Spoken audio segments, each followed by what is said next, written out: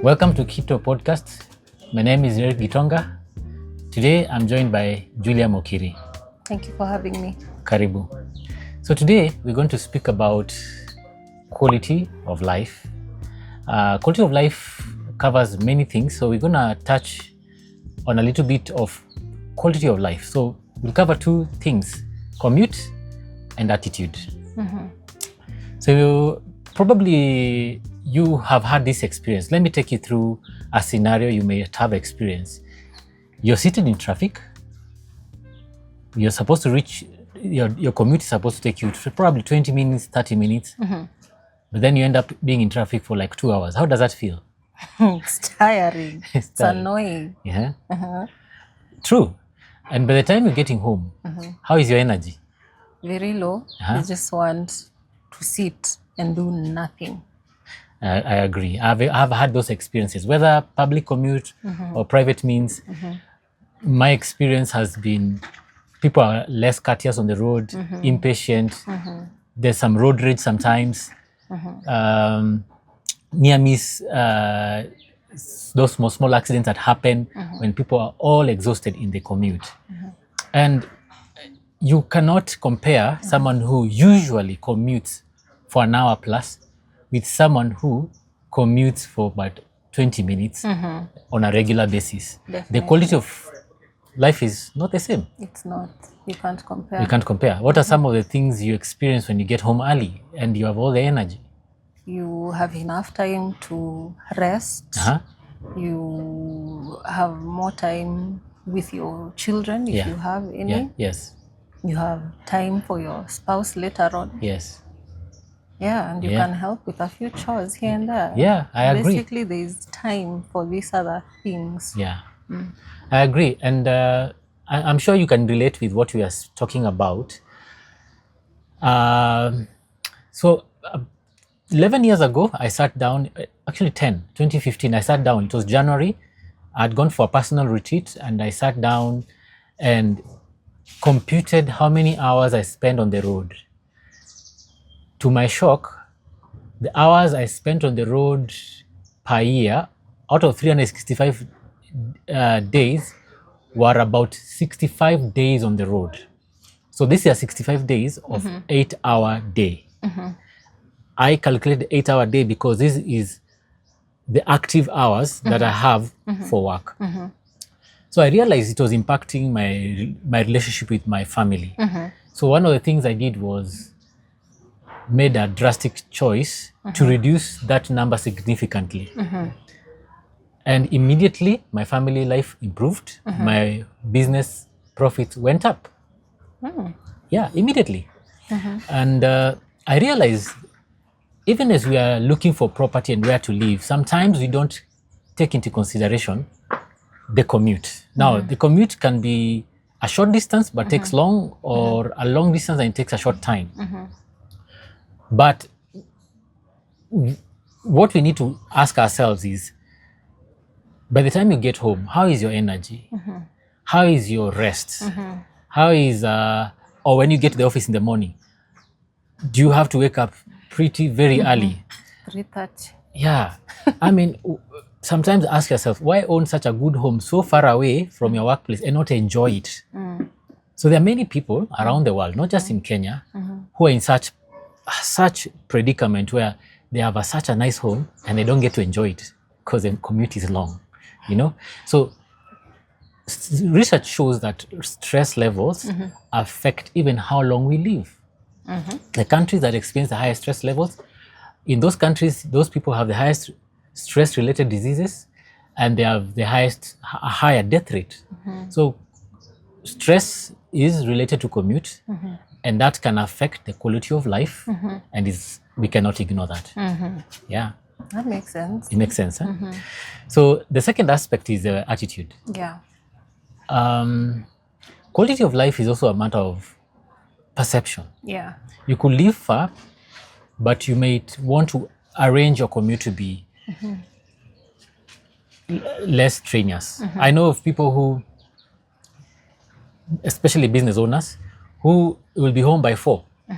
They will not, the traffic will not find them out in traffic. The traffic will not find them still on the road. On attitude, what I want us to cover today is, have you ever seen people in these big palatial homes? Let's just mention a few neighborhoods. KITO Runda. They have taken care of that huge compound very well. Why is it that people in the poor neighborhoods are even unable to remove trash on their doorstep? Is it an aspect of money? I don't think so. You can just pick it and, you're the small hedge of 10 square feet, they can't take care of it. Yeah. It's an attitude issue. Or what do you think? I think I agree. You agree? Because if you have a small place that you need to take care of, yes, then that means even less time. Yes. Say, for example, picking up the trash around it, taking some broom to sweep around, just to, make your environment good for you. I agree. The quality of life is an issue of perception. A palatial home, I'm not saying all people who live in palatial homes have better quality of life. I'm just saying that I've observed, you have observed, that people who are in, some people have a wrong perception of life, and it affects the quality of life. And the reflection of wrong perception is your environment. So I want to share a study that shows you, that will enlighten us on the quality of life and how we can improve quality of life. So the third aspect is community. So we are reading a book right now in the office called Outliers. So this is something we do. Every quarter we read a book together. And in this book, a research was done decades ago on some immigrants from Italy living now in Pennsylvania. The interesting thing is their quality of life. So there's a doctor in a adjacent community. One day they were having beer with a doctor friend, who brought up just a point and said, hey, do you know guys in this neighborhood have, I think it was 33% less illnesses, heart illnesses, and many other health-related diseases. They had a better quality of life than the rest of America. So the doctor took up the interest, put up a research team, and they started researching. So they checked the DNA, they checked the soil, they checked so many things, carried out numerous tests, and guess what? They could not find the reason why these guys lived better. In fact, to their shock, these guys were eating badly, by all standards of what we consider as eating healthy. They were having fatty foods, cheese, wine, name it. Pizza, they loved their pizza. And they still lived longer, they still had much less health-related diseases. So they decided so in the research, they decided to study the guys who are in that community and gone outside to live in another state. And they found out that these guys who were left had suffered the same illnesses, or rather they suffered the same health-related diseases as the other Americans. And after careful observation, they realized that the quality of life of these Italians in this neighborhood was because of how they lived together. The community contributed greatly to the health of the individuals. So they observed that people casually stop, gather somewhere, have a chat, talk.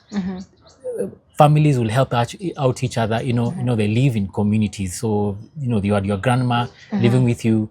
You had a cousin, a sister taking care of each other, and that really made their life less stressful. The other thing they noted was that crime levels were extremely low. Yes.